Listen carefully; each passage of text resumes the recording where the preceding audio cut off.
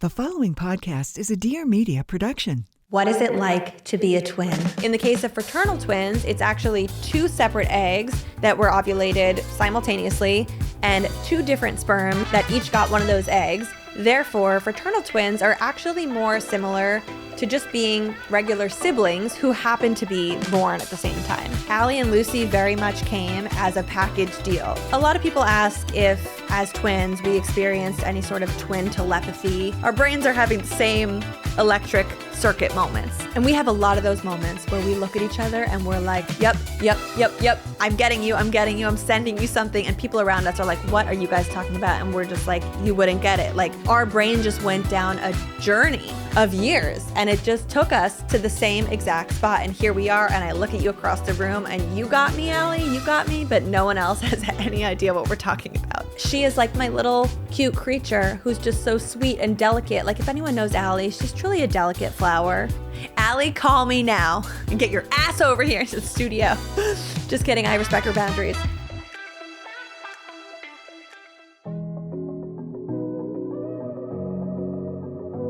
This podcast episode is for anyone who's ever wondered, what is it like to be a twin? What was growing up like? How have you transitioned into adulthood as a twin? I have my own unique perspective, and my only regret, I hate to inform you of, is that Allie, my twin, is not actually here with me in the studio. Allie has made a decision, which is that she does not want to be part of my content anymore. It is really unfortunate, but we all know, you guys knew from the start if you followed me way back, Allie never really liked being in my videos. She was always just kind of a good sport and would pop in here and there. In more recent days, though, as she's establishing a family, you might know she's pregnant right now. She's just leaning into, I'm not an on-camera girly. So I've asked her a few times about being on the show and coming into the studio now that I have this great studio space. And now that she lives in my town, I was like, we could drive 7 minutes together to this studio. And she is just adamantly against it. So you know what, Allie, if you're listening, I understand. I'm respecting your boundary. And I hope you guys will respect her boundary too, but that doesn't mean that I can't share my perspective of being a twin. And, you know, if you guys have any follow-up questions for her, just shoot her a DM. You might have seen recently on my Instagram, I was the one who announced her recent pregnancy. And of course, guys, she gave me permission to do so. I think she responded to a commenter who said, oh, it's so funny that this announcement is on Lucie's feed. And Allie wrote back something like, well, it wouldn't be announced anywhere if it wasn't on Lucie's feed because she doesn't even post on Instagram. It's kind of funny. She has something like 15,000 followers on Instagram from probably between 2015 and 2020 when she was in a little bit more of my content and people just started following her. And then at some point she came to the decision that she did not want that many followers. So she actually started deleting people. And then she just made the decision to go private. And now she just basically doesn't accept any new followers. So if you're one of the 15,000 who got in there, you can obviously see Allie's Instagram. If you're still on the outskirts, don't worry, you're not missing anything. She does not post. So yes, I was the one to announce her recent pregnancy. We're so excited about her child that's coming. She's having a girl. So yes, Allie is very private. She's not posting her own stuff, but she does consume my content. She's a very dedicated podcast listener and content consumer of whatever's going on my platforms. And so I'm excited for her to listen to this because I'm sure she will tell me personally how my thoughts reflect her thoughts. When it comes to being twins, we have a lot of the same life experiences and probably have a lot of the same thoughts, but also we are still individuals. So let's dive in to the twin episode of the Real Stuff podcast. First and foremost, I get this question a lot. Twins do not run in our family. So our grandmothers were not twins. My mom specifically was in her late 30s, early 40s when she conceived us.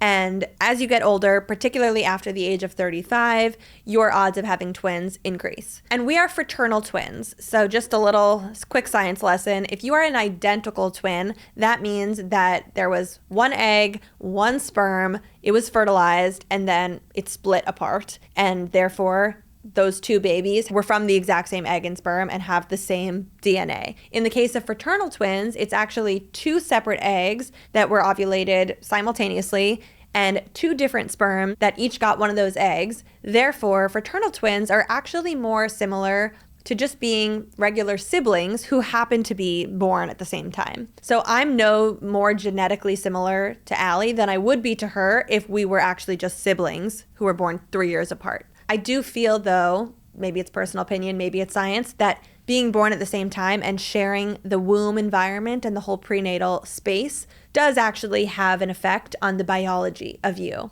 Even if it's just emotionally, like the bond you share, the connection you feel, the fact that we were literally together side by side leads to a different bond than, say, siblings born a few years apart. Allie is 1 minute older than me, although I've said this before and I'll say it again. We were a C-section, and as we were told, Allie was just pulled out first, but according to the scans, I do believe I was below her in the womb, meaning had my mom had a vaginal birth, I would have come out first. So I do think maybe nature intended for me to be the older child. Who knows?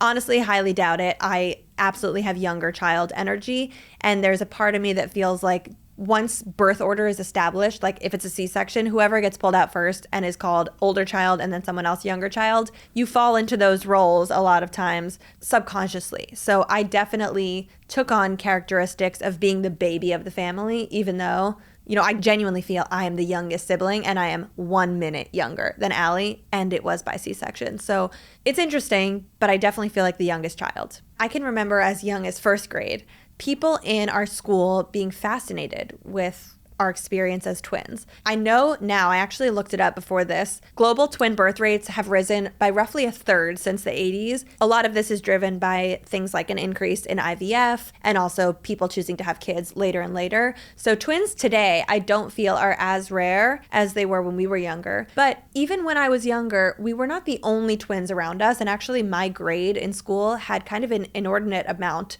of twins. We even had triplets there too. There were just a lot of multiples around us, but I still do remember feeling like it set us apart and people were outwardly fascinated by it. One of my earliest memories being in first grade is someone coming up to me in the hallway with their hand under their face like this, pretending they're talking into a microphone and turning the microphone to me and asking, "What does it feel like to be a twin?" And then putting the microphone in front of my face. And I remember thinking, you know, how do I answer this question? What does it feel like to be a twin? How do I describe it to someone who's not a twin?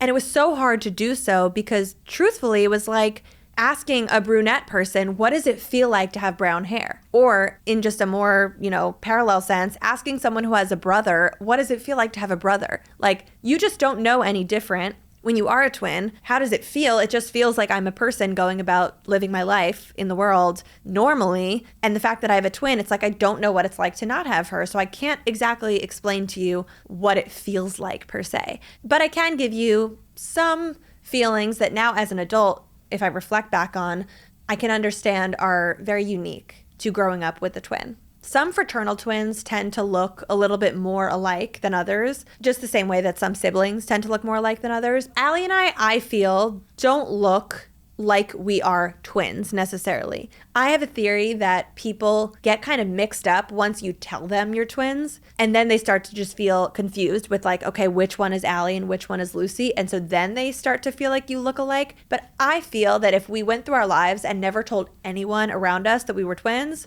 no one in our grade or no teachers or no one that we came across in life would ever be like, I can't tell the two of you apart. But the moment you tell people you're twins, they just start getting confused with which is which. Being fraternal twins, and specifically being fraternal twins who had distinguishable identifying features, I think we had a little bit of a different experience than, say, identical twins. Although we do have a very similar body type and we have some physical features that you can see are related. People have told us we have a similar smile, similar looking mouth and teeth. We also have similar eye shape, although they're different colors. We very much do have our own unique looks and our own unique traits. Just to give a few differences, Allie has always had more of my dad's look and my dad's coloring. So she has more of this olive, tan colored skin. She has darker hair on her head. She always had darker eyebrows, just like more full eyebrows than I have. She has dark brown eyes. And I had more of the coloring from my mom's side. So I have fairer, lighter skin. My eyes were blue when I was little. Now they're green as an adult. My head hair has always been like a lighter shade of brown, and I actually, for a majority of my life until recently, highlighted my hair blonde. Although when we were both young, we were both bleach blonde, and then as we aged, she kind of went more in the dark direction and I started straying to the lighter direction. But I think we have our own unique looks that set us apart. And I think as identical twins, part of what, in my opinion, must be a little challenging in establishing your own identity is just looking exactly like someone else. Partially because we looked a little bit different, but also partially because we had different personalities and different styles. I feel that we did, from a pretty young age, diverge into our own unique beings. I always wanted to be in shows. I was always in shows. I was in the drama club. I was on stage. I like to sing. I like to dance. I did shows for my family and forced them to sit and watch me. And Allie was always more on the methodical, organized, logistical side. She never wanted to be on stage, but she would always love watching, and she would sit there and cheer me on for my performances. And I remember when it came to playing, I always wanted to play a game where we were like making a music video or making up a skit or doing a dance, very fitting with my current job. And Allie was like, can we play school? Can we play work? Can we like play with these papers and do something organizational? She was also very clean and tidy and neat. Her room, her closet, her clothes, everything was pristine and in order. My spaces were a bit more creatively organized. I didn't mind clutter, and she was very much like, I can't think unless this room is clean, and it's like messing with my brain that clothes are all over the floor. When it came to style and clothes we wanted to wear, she always gravitated towards what I would describe as just like the chicest, simple, most classic style of clothing. And I was very much like, I want to go with the most eccentric explosion of color and patterns and try different outfit combinations that Allie would look at and be like, Lucie, that does not work together. But I was one of those people with the backpacks that had like a million colors on it, and Allie just has her like sleek black backpack. We had very different styles and interests. And if you remember the episode with my mom, where I sort of asked her, how did she raise 3 kids that remain close as adults and don't feel any sense of competition with one another? One of the things she said was that we were very different from the start, and she never pushed the other one to be more like the other. So our parents just accepted from a young age who we were, what our interests were, and how we were operating in the world. When I think back to our sense of style and just our interests as kids, it kind of makes sense with our current day lives and jobs. So I'm a YouTuber, I'm an artist, I make creative stuff all day. I'm sitting in my room filming skits and filming content. And my sister works in finance, and she's a trader, and she's working on a desk, and she has a very specific job that's very technical, very mathematics driven. And when the workday is done, she's done. She's not constantly thinking. She comes home to her clean house and she's offline. Growing up, we shared a bedroom, and this bedroom started as 2 cribs next to each other. We have videos of us in these 2 cribs. Then those cribs turned into 2 twin beds next to each other. At some point, the twin beds changed into bunk beds. And of course, I wanted the top, Allie wanted the bottom. And we were in bunk beds for a couple years. And then I remember a distinctive point when the bunk beds became too small for us. We outgrew them, and I could not make the bed. I was on the top bunk and couldn't make the bed without hitting my head. So we dismantled the bunk bed, and it went back to 2 twin beds. And at some point in our elementary school years, our parents decided to do an addition to our house. So our bedroom had been, it's a room with a bathroom and a closet. And what they did was they knocked down the bathroom, pushed past to extend the bathroom into what was the attic of the house. It was like a crawl space attic in the back of the house. And that crawl space became my new bedroom. So the new room was set up where you walked into Allie's room, and then you walked through a Jack and Jill bathroom into my new bedroom.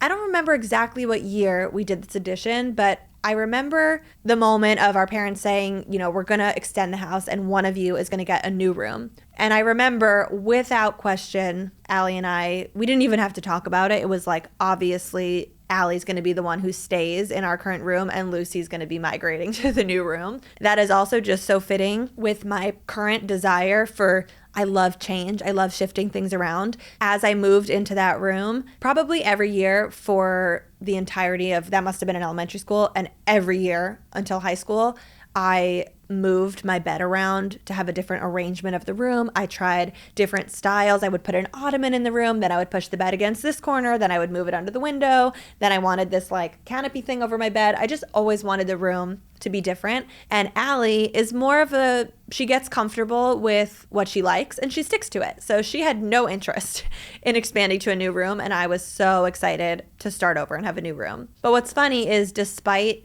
us creating that new bathroom and then me getting my own room, we still spent so many nights having sleepovers. And specifically, it would be a situation where we always went to bed in our own rooms, but if one of us couldn't sleep or if one of us woke up in the middle of the night and felt scared, we would go through the little Jack and Jill to the other person's room and just crawl into bed with them. And we had so many fun sleepovers all the way through high school.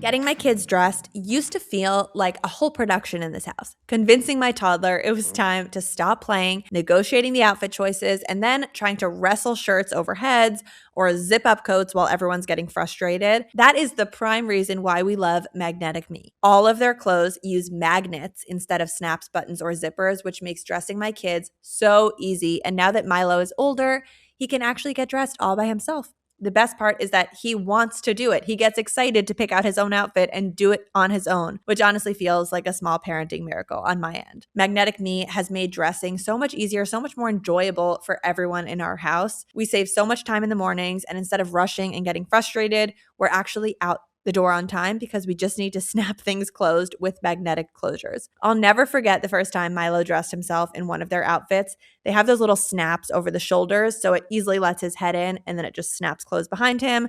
There are also pockets with snaps on them, so he can like put something in his pocket and close it. He's so proud of himself. You can see that little confidence boost immediately when he maneuvers his own clothes. And now he loves getting dressed every day. And Magnetic Me's new daywear collection makes it even more fun for him. Their prints are always so adorable. We get so many compliments. This is probably the brand that you guys ask me about the most often. The fabrics are incredibly soft. Anyone who touches them is like, where on earth did you get this? And the magnets make everything work so seamlessly.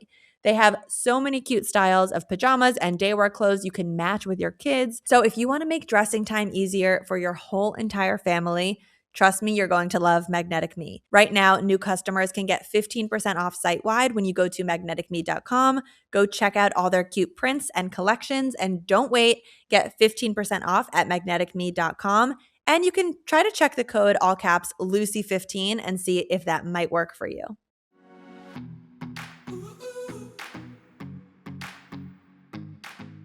Speaking of school, a lot of people ask, were you guys in the same classes growing up? In preschool, like when we were, 3, 4, we were always in the same class. And what's so crazy is I actually remember preschool, and that really blows my mind because I now have a kid who's in the 4s in preschool, and I remember being in my 4s classroom. That's pretty bizarre. But we were always in the same class, and then we were always told the elementary school district that we went to did not allow twins in the same class. So from kindergarten through 5th grade, we were always put in a different class, and each grade had 4 classes. Our kindergarten classes happened to be classes that were actually connected. There was a door that would slide across, and we often would do things where the 2 classes would sit together for story time or just have some sort of an activity together. So I did see her, but we were in different classes, and that kindergarten moment was really the first time in our lives that we were separate for a large portion of the day. Because we were put in different classes all the way, through high school, which I'll get to, we always formed different friendships with whoever happened to be in our class that year. And the interesting thing about it was we always were friends with the same people. So if Allie made a friend in her class that was someone that she was becoming friends with in her class, just by way of anytime they had a play date outside of school, I would be involved, or vice versa. I would become friends with that person. So the way I see it, it's almost like we had 2 boots on the ground and like 2 times the chance of making friends, which I would say made our friend group somewhat more expansive than just one person who's going around finding their own friends. It was basically like whoever she was interacting with and forming friendships with during the day would join our inner circle, and whoever I was doing so with would join the circle too. We always introduced the other to whoever we were becoming friends with, and everyone just became integrated. People growing up in my town who were friends with us will tell you Allie and Lucie very much came as a package deal. It was never really, maybe not until high school when we started some sort of individuation or joining clubs and really having close friends that didn't know the other well. All through elementary school and middle school, it was very much like the Finks are a group. And if you want to have Lucie over, you're having Allie over. If you want to go to Lucie and Allie's house, Lucie and Allie will both be there to play with you. There was not ever like, I just want Allie to come over or I just want Lucie to come over. That truly didn't happen. The only reason that would have happened is if one of us was sick and didn't come. So starting from a very young age, we had all the same plans on the weekends. Play dates were made for the two of us together. And we actually had this one joint best friend that was someone who the two of us would both have said, this is our lifelong best friend. And this was a person who her mom and my mom were pregnant together. Allie and I were born on August 3rd. Hannah was born on August 13th. So she was born 10 days after us. And so we always like to say we knew her since we were 10 days old and she knew us since she was 1 day old. And the three of us were really close friends. And it was this interesting friend dynamic where it was like the two of us are built-in family and are kind of always coming as a package deal. But we mutually together agree that Hannah is our number one best friend and almost like our third wheel. I would like to hear this from Hannah's perspective. Maybe I will call her for an episode of Don't Hang Up at some point in the future because it is fascinating for me to think about the dynamics of being the third in a group where two of the people are twins, because it's very different from having a group of three where each of you is an individual. There's something about friendships, specifically female friendships, and specifically as you're growing up in middle school and high school, where there can be a lot of drama and there can be a lot of cattiness and grouping up on people and being bratty. And when you have a group of three, it's just this interesting dynamic where, you know, at any given time, two people could cling to each other, or maybe the other two people cling to each other, or there's three sets of two that could be friends with each other and kind of supersede the friendship. But when you are in a twin relationship and then there's a third, it was just this interesting dynamic where Hannah sort of knew that Allie and I were each other's ride or die. Like we were sisters. So there's never going to be a time when Lucie and Hannah are closer than Allie and Lucie, or that Allie and Hannah are closer than Allie and Lucie. And it's interesting because it didn't necessarily come off like that where we were telling her, you know, we're always going to choose each other over you. We very much were like, you're our number one best friend and you're our, you know, after each other, you're our number one. But I find the whole thing fascinating. But speaking of friends and being excluded and just the whole friend group thing, one thing about being a twin that has been interesting to me over the years is the way different friends across our lifespan have sort of not understood the situation at hand, you know, not understood what it means to be a twin. And I mean, I'm not saying this is how it is for every twin, but just not understanding what it means for us to be twins, which is we are literally never going to choose a third party friend to be more meaningful to us than the other. So there's never going to be a time, at least in our twin friendship, when we are mad at each other and like really bad mouthing the other to another friend. The same way that if you're annoyed with someone and you want to go vent to a friend, you would think that friends would know, you know, if I have something negative to say about Lucie, I probably shouldn't say it to her sister Allie, or vice versa. But that's not always how it played out. And there were some times, specifically more as we're getting older, like high school, college times, there were some times when I would notice some of our friends kind of trying to treat us as if we were just two friends in the friend group. And there had to be some boundaries drawn and some lines drawn where we would make it clear, like, guys, we're not being pitted against each other in this group of friends. Like, we are always each other's number one. And if you have something bad to say about her, or if you have something bad to say about me, go say it to someone else. Like, we are not the ones for that gossip. And I don't know if that's standard across twins, maybe a lot of times with siblings, specifically in the case of competition or feeling like you have something against your sibling. I can understand talking to friends and, you know, shitting on them. But in our case, I think we made it pretty clear to our friends that we're not those types of people. And any of our close friends will tell you we didn't have drama with each other. I think in reflecting on our childhood and our past, we have had moments in our lives where we've gotten in a fight or disagreed or had an argument, and we're not perfect. I'm sure there have been moments when one of us has opened up to a friend and vented about something we're annoyed with about the other, but it's always been fleeting, and it's never been a situation where for any extended period of time or with any harsh words, we are going to be like bashing our sister to a friend. That's just not how it worked for us. A lot of people ask if as twins we experienced any sort of twin telepathy or just any moments of like supernatural connections with one another. The answer is it's kind of complicated. I don't think we have ever experienced any sort of woo-woo waves passing between our brains telepathy, like in the supernatural sense of it.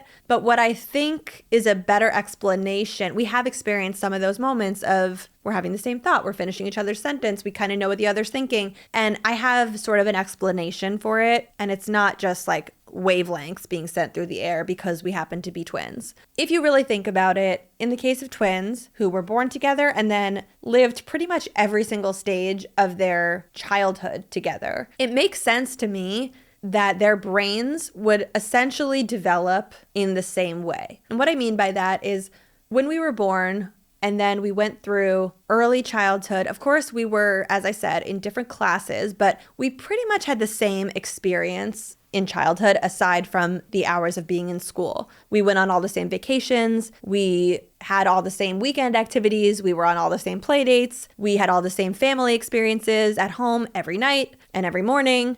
We were in summer camp together where we went off, after fourth grade, we went off for 8 weeks to the same summer camp. We then were in all the same schools together. In high school, like many of the same classes, and in college, the same college. So we had a lot of life experiences and formative life experiences alongside one another. And what that means for me is as you're growing and as you're going through these formative life experiences, your brain is developing neural pathways that are teaching you things about the world, how the world works, and you're forming memories. And that's like being encoded into your body and your life. Let's say you had an experience one day where you were at a specific hotel and you smelled a specific incense in the hallway. And that incense now always reminds you of that one specific trip you went on to this place with these people at this time. 15 years later, you smell that smell and you are taken right back to that hotel and that experience and that place. If that were to happen to us 15 years later, if we were then in the same place when we smelled the smell again, instead of an individual person having that split second memory flood back to them, it's like it's happening in two brains simultaneously. And we will look at each other and without saying a word, it's like we just smelled a smell and now we look at each other and we're like, France, 1997. I don't even think I went to France in 1997, but I'm just giving you an example. And it's almost like our brains will take it one step farther. So if being on that vacation in France in 1997, which once again, I didn't do, if there was like some crazy family experience that happened on that trip, it's like our brains go to the exact same experience because they were formed together at the same time in response to the same external stimuli and the same visions. It was like another person has lived my exact life, like not exact, but similar life from 2 feet away from me, watching it from basically the same angle. And that is why I believe twin brains are so similar and why we're having the same thought patterns and we can finish sentences because as we're growing and becoming humans and understanding the world around us, our brains are making the same synapses. Is that a word? Yeah. Our brains are having the same electric circuit moments. And we have a lot of those moments where we look at each other and we're like, yep. I'm getting you. I'm sending you something. And people around us are like, what are you guys talking about? And we're just like, you wouldn't get it. Like our brain just went down a journey of years and it just took us to the same exact spot. And here we are. And I look at you across the room and you got me, Allie, you got me, but no one else has any idea what we're talking about. And that's kind of fun. A major problem, not just with twins, but with siblings that people tend to have in life is feeling competitive. And when it is with a twin, specifically the same gender, in the same classes as you at different times, and you're excelling and going for the same goals, and when you have the same parents and maybe you're like trying to please or impress the same people, there can be a layer of competition that I know a lot of people feel with siblings or specifically with twins.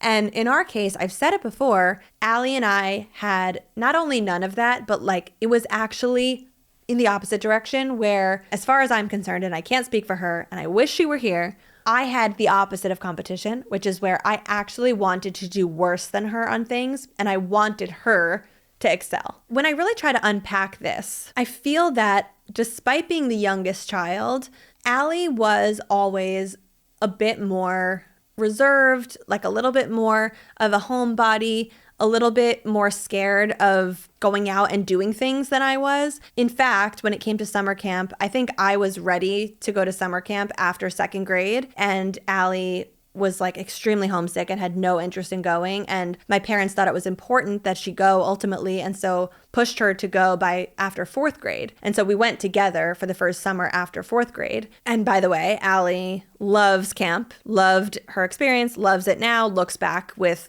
she's so happy she did it. But her first couple summers were rough as far as being homesick. And I felt this older sister tendency towards her for a lot of our lives, even though she was technically my 1 minute older sister. She wasn't a shy person, but she just, compared to my personality, she was shyer than I was. And so I just think in social situations, I kind of always found myself being someone who felt the need to speak up for her or to protect her. Even though she didn't necessarily need protecting, I just sort of took that upon myself. And so as far as the competition goes, for whatever reason, I felt this big sister drive in me to make sure that she was doing well and that things were going well for her. And it was almost like I felt this confidence that I could take care of myself. I don't need a big sister energy around me, but she is like my little cute creature who's just so sweet and delicate. Like if anyone knows Allie, she's truly a delicate flower, and she's so soft and sweet and loving. And I guess I just felt like I'm loud and I don't need help, but I need to help her. And it's not to say she needed my help, but I felt this protective nature over her. And that played out both in the classroom. So I remember being in, for example, high school math. We were in the same class and we would study for tests together and get ready for the test. But then when it came to the actual test, I wanted to score 1 or 2 points below Allie. Like I still wanted to do well, but I just wanted her to do better. And I wanted to like lift her up as much as I could and almost like push her up over me. And this also manifested in protectiveness when, as I said, we used to come in each other's rooms to have sleepovers. And specifically when she would come in my bed, when I came in her bed, I would always come to the outside and then she was like pushed up against the wall. But when she came into my bed, I would switch spots with her so that she was pushed up against the wall and I would be on the outside in case a monster came. I wanted them to get me first. Like I needed to protect Allie at all costs. And I still feel this way. She's just so cute.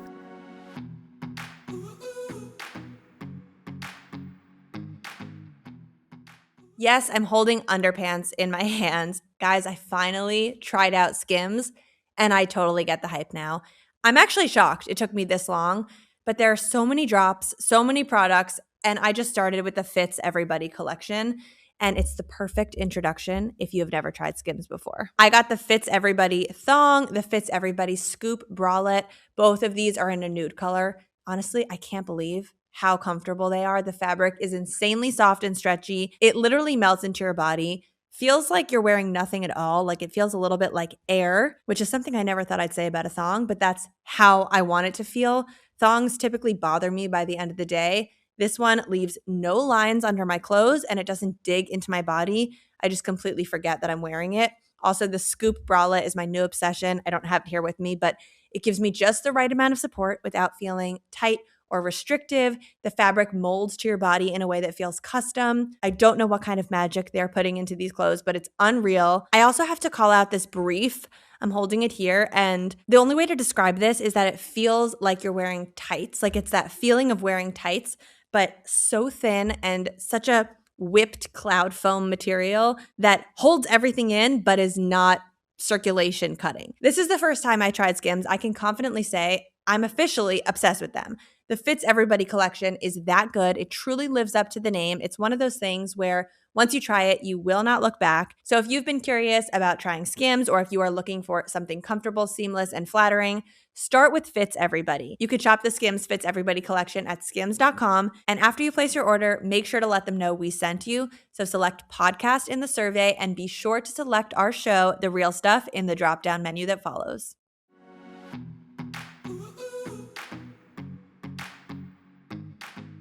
And it is pretty fascinating to me because as we've gotten older, Allie is actually, as an adult, she's more the one who does not take shit from people. She is not afraid to advocate for herself. She does not need me in any way. She is like, she knows what she wants. She's not going to compromise herself to make anyone comfortable. She's going to like fight for herself and fight for her rights. And as she should, she doesn't need me. And I have, for whatever reason, I don't want to say I've developed into, but like I just feel I am more, if you're just comparing the two of us, I'm more of the people pleaser who could probably use a little bit of Allie energy in my life. And I find myself being a little more, not taken advantage of, but like walked on more, or I often find that I'm putting myself in compromising situations to make others feel comfortable and not prioritizing myself. And Allie does not have that problem as an adult. So just something interesting. Who you are as a child, or who you think you're going to be as a child, does not necessarily equate to adulthood. I will say, when it came to friend groups and having a twin, there is something, especially if you are really close with your twin and you guys are in the same social circle, there's something that made at least us, and at least me, feel such a layer of confidence about our place in a friend group as twins. And that's just because you truly never have to worry about being solely ostracized by yourself. And I think at least in our experience of middle school and high school, there was a lot of, in hindsight, kind of crazy friend drama and like people switching groups and dropping people and gossiping and cattiness and just, I fear for girls in this country. And as a twin, it was like we felt one layer removed from ever really having to worry about being completely cast out from a friend group. I mean, Allie and I actually did remove ourselves from a group of friends in high school who we didn't feel were being all that nice to us, to try to like find other friends. And we're doing that together. We made that leap together, and actually with Hannah, who was always with us. But the two of us always had one another. And that is so unique as you're growing up, just to feel this layer of, I don't have to feel worried that I'm ever going to be left on my own, or not even that, but just on a night that you don't want to go out. There's no FOMO. It's not like I'm fearing being at home alone while people go have fun. I am at home with my best friend right now. So whether we're watching a movie or we're playing a game or we're doing something together, it's like this is basically a play date every night, and I'm never alone. And that's definitely a perk of having a twin who's a close friend of yours. When it came time for college, you guys know we went to college together, and a lot of people ask us, how did you know you wanted to go to school together? Or didn't you feel you wanted to spend some time apart and go, find yourselves without the other? And we actually just had a completely different take on that. Our joint opinion of why we wanted to go to college together was actually because in our experience, we had previously gone to summer camp together, as I said, and we were together a lot. And what we learned about ourselves was that when we were in the same physical place and we felt that comfort of just having the other person there with us, we were able to branch off and go do our own thing kind of like more fully and more wholly.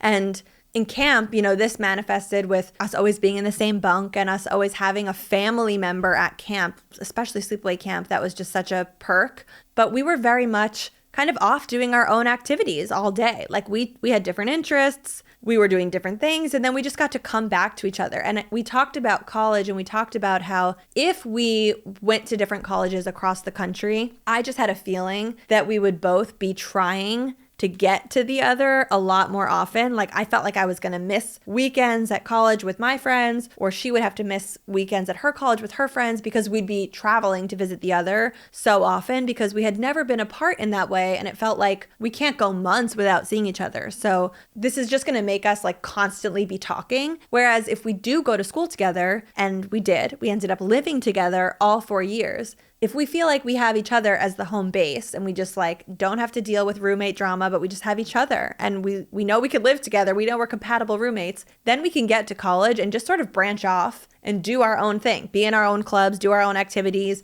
go have our days, and then come home to our best friend at night. And that just felt more exciting and more desirable. So we chose to go to college together. But I will say college was really probably the first experience where socially we started to really make some of our own friends. And it's interesting because we were in the same general social circle. We were in the same sorority, and we were in the same group of friends within that social circle. But because in college, you're really diving into starting your careers and doing extracurriculars and being in clubs, we were both part of such different things happening on campus that introduced us to a lot of different people. And this was kind of the first time where we had friends who didn't really know the other that well. I would venture as far as to say that every single friend I made, whether it was through my a cappella group or through the videos I was making for the school, everyone knew I was a twin and everyone knew my twin went to Hopkins, but they did not have their own friendships with Allie. And similarly, she was in a club that gave tours. She was like part of the admissions office, and she did her own things within her economics classes and was part of other clubs and ventures. And she would have these friends that I would see her with that would know me through her, but I would never hang out with them without Allie. And so this was really the first time that we started having social engagements on our own. And it wasn't like it was in elementary school or middle school where every quote play date was a joint play date. This was like we're doing our own thing and then coming home to each other at the end of the day. This got even further exacerbated during our junior year when we did study abroad in London. And yes, we did choose to go to the same city. So someone could argue again, why can't you guys just be apart, choose a different city? But I really wanted to do the media internship program through Boston University, which happened to be in London. And my sister really wanted to do the London School of Economics, which is obviously in London. So we just chose to do two different programs, which were across the city of London from one another. They were not in the same area even. So we were a 15-minute, 20-minute tube ride away from one another. But that was really the first experience in our lives where we were living very different lives. And I think we didn't even see each other for 2 or 3 weeks at a time. And honestly, that was an interesting experience for me because Allie made so many friends through her study abroad. And because they were like students from the London School of Economics, they were international students who lived in London full time. And many of these people she's still really good friends with today. And these are people who she just has her own relationship with. I don't even have their numbers in my phone. What's interesting being a twin and being so close with your sister as I am to Allie is that in some weird way, I do feel a special connection to those people, even though I don't know them. It's like I still feel friendly with them. And most of them I've met at least once, but they have, they talk to Allie every single week. And I don't even know what their last names are necessarily. I don't even know what their partners are named. I don't know if they have kids. Like I genuinely don't know anything about their lives. But if I ever ran into this girl, let's say I was in New York City and I bumped into her and she was like, oh, I'm, so-and-so, Allie's friend from London, I would give her the biggest hug and I would just feel like she's safe. She's a good connection. Like it just almost like a osmosis. Through osmosis, I feel loving towards them without even knowing them. And I know that's how Allie feels about a lot of my friends who were in my a cappella group who she did not have her own friendship with. But if she ever saw them, like she would feel some sort of way towards them that's like, it's kind of like being like, oh, this is my older brother's best friend. Like, even if I don't spend time with that guy, he kind of feels like an older brother to me in a way. And so that's how it was. It's like whoever's a friend of Allie's is a friend of mine. After college, we graduated, and once again, for fear of sounding repetitive, we moved in together again. We just couldn't get enough of each other. And this time we lived with a third friend from Hopkins, and the three of us moved into this apartment in Hell's Kitchen in New York City. We lived together for 2 years there, and then 2016 came, and that's the year I moved in with Michael. I wrote about this in a newsletter recently, but moving in with Michael was such a big turning point in my life. For the obvious reasons, I was moving in with my boyfriend of a long time, and I was getting engaged in the subsequent years. But the less obvious reason why that move was such a big deal for me was that was genuinely my first time moving out from Allie and moving away from her and branching off to start my own life. She moved in with Hannah, our other friend from high school, in New York City and lived with her for a couple years. And then Hannah moved in with her now husband, and Allie ended up living in that apartment alone and had a couple of relationships, which led her to her current husband. It's basically like from 2016, that was our first big deviation as far as amount of time spent together in our lives. And when I actually look back on my life, that's like a big delineation for us as far as branching off from each other and becoming individuals.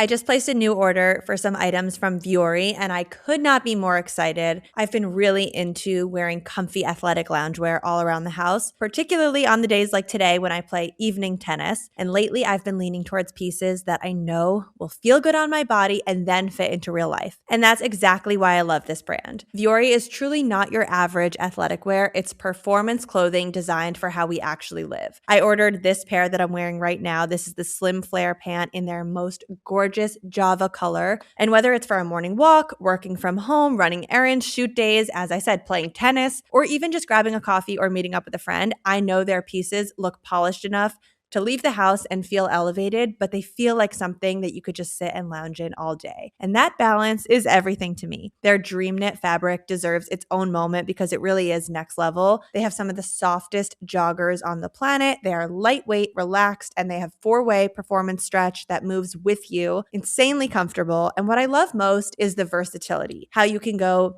from the gym straight to the rest of your day without changing. I love picking one outfit and just wearing it all day, no matter what's happening. It's inspired by an active California lifestyle, and you can really feel that laid back but elevated energy in every piece they make. Go to vuori.com/realstuff and discover the versatility of Vuori clothing. Not only will you receive 20% off your first purchase, but you will also get free shipping on any US orders over $75. Plus free returns. That's vuori.com/realstuff for 20% off your first order.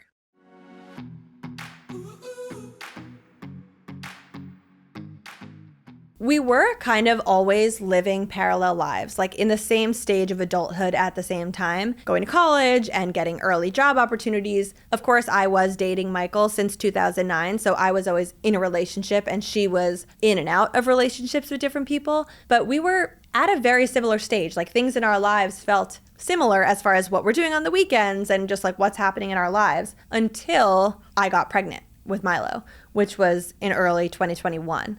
And that was a moment for us. And, actually in my pregnancy with Milo, that was when Allie was just meeting and starting to date her now husband. I remember I met her husband for the first time when I was pregnant. So he's been around since Milo was born. But think about the different stage of life you're in versus being pregnant versus like just starting a relationship and starting to date someone. And so we truly, starting 2021, 2 roads diverged in a yellow wood, and the two of us were in very different existences. We were still both in the city. At this point, Michael and I moved to the Upper East Side, and Allie lived more downtown, but it was night and day with what we were doing with our time and just like the thoughts going on in our head. Even if you just go back and reflect on my content from 2021, it was like all pregnancy and then new motherhood, and like whatever I was going through was just so irrelevant to her and her life. And she was, of course, there and very involved as an aunt, but she wasn't going through it herself. I believe that was probably the moment in our lives that separated us the most,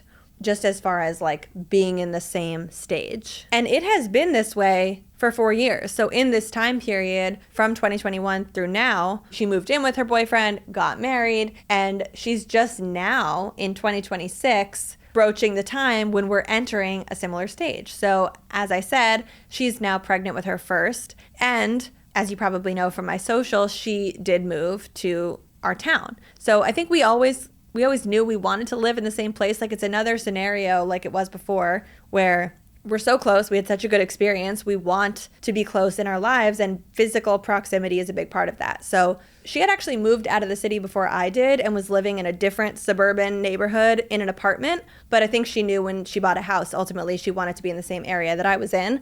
And now she lives 7 minutes away from me. And one of the most exciting realizations that we've come to in the past couple weeks is that because Coco, my daughter, is a September birthday, and there's like a cutoff that means she can't go to kindergarten until after she's 5.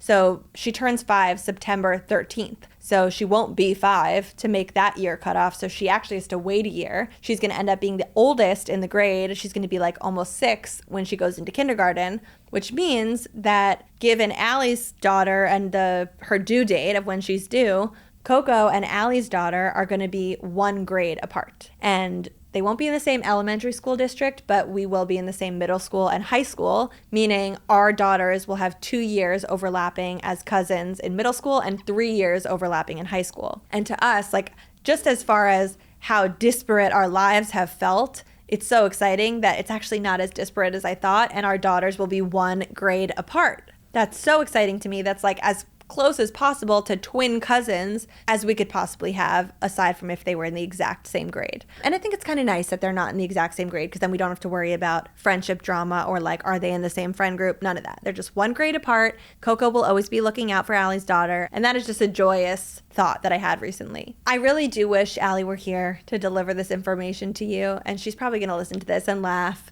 and say, Lucie, stop wishing I were there. Just get over it. Move on.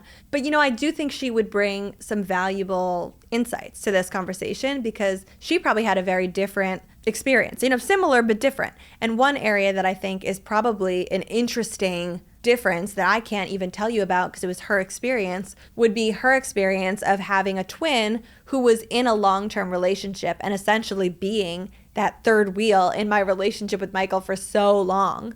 She was in and out of relationships with other people while Michael and I stayed together that whole time. And I just wonder her experience from her standpoint in that situation. So Allie, send me a text. Let me know. Realistically, I have been thinking about what would be different about my life if I wasn't a twin. And more specifically, I guess if I wasn't Allie's twin, because I think she and her personality changed the course of my life in some ways. And one way I can think of is Allie was always very confident with not falling into peer pressure. And she kind of always knew what she didn't want to do. And if someone, for example, the two of us were both not big drinkers or partiers, or we never did drugs. We were just like together, not into that. But I think Allie was actually more adamantly against it and not into it for herself. And I was more like, I could go either way here. Like I'm actually not so interested in it, but I could see a world where if she was not my twin and was not with me as a support to like get us out of those situations, I could have seen myself falling into more peer pressure than I did fall into. And so I have Allie to thank for that, because I think she did probably save me from a few drugs and other things I might have tried, just because I was a very curious person and I didn't have as strong of a backbone as Allie had while we were growing up. While being a twin today definitely doesn't feel as rare as it did in the 90s, I still feel like the bond that we share is a bit rare and is something worth opening up about on a podcast like this, where people tune in to just hear different people's life experiences. So I hope you found this episode interesting, informative, educational. Share it with a friend who feels like a twin to you. Share it with people who are twins to see if they have the same experience that we had. Whether or not it's rare to be a twin, I just haven't seen a lot of content about people opening up about what it feels like to be in their sibling situation. I did talk to someone recently who is a quadruplet, 1 of 4. And I was like, oh, wow, I thought being a twin was interesting. Like there's so much to unpack here being 1 of 4 girls. So maybe we will do a multiples episode in the future where I have some audience callers who are quadruplets, quintuplets, dodecapods. I don't know the word. Let's get the Octomom on the real stuff. Comment below if you liked this episode. If you're watching on YouTube, give it a thumbs up and leave us a comment. If you're listening on Spotify, did you know you could leave comments on Spotify? Head to Spotify and leave us a comment. If you're listening on Apple Podcasts, don't forget to save the show, like download it so that future episodes just get auto-downloaded into your feed. Please give the show a 5-star rating and review in the Apple Store, and we will see you next time on The Real Stuff Podcast. Bye. Allie, call me now and get your ass over here to the studio. Just kidding. I respect her boundaries. Thank you so much for tuning in to the Real Stuff Podcast.